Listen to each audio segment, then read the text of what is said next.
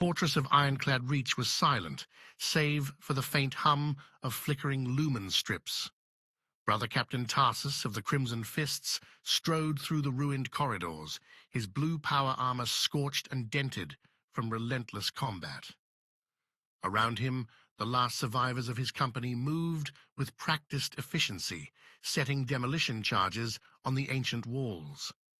They had held for weeks, but the orc horde outside had grown too numerous, their war machines shaking the very earth with every step. "Status?" Tarsus demanded, his voice calm but edged with iron. Brother Sergeant Valen stepped forward, helm tucked under his arm. "The civilians have evacuated. The final charges are nearly in place. We have minutes." Tarsus nodded. "Good. The orcs will claim nothing here but ash." A low rumble shook the ground as the outer gates finally gave way. Through the breaches poured the tide of green-skinned savages, roaring and firing their crude weapons into the air. Massive knobs led the charge, their power claws glinting with lethal promise. Behind them lumbered a gargantuan death dread, its saws grinding hungrily. Tarsus raised his power sword, its blade glowing with a pale blue light.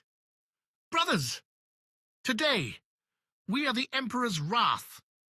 For every step they take, we exact 100 deaths."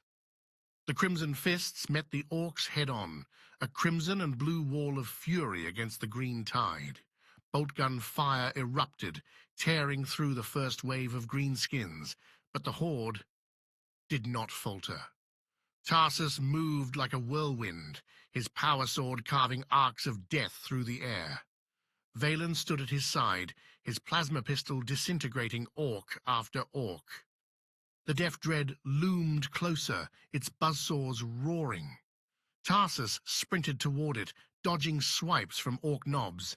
With a leap, he landed atop the machine, driving his sword into its crude reactor. The explosion flung him to the ground, but the beast collapsed in a heap of sparking metal. "Captain, the charges!" Valen shouted over the din.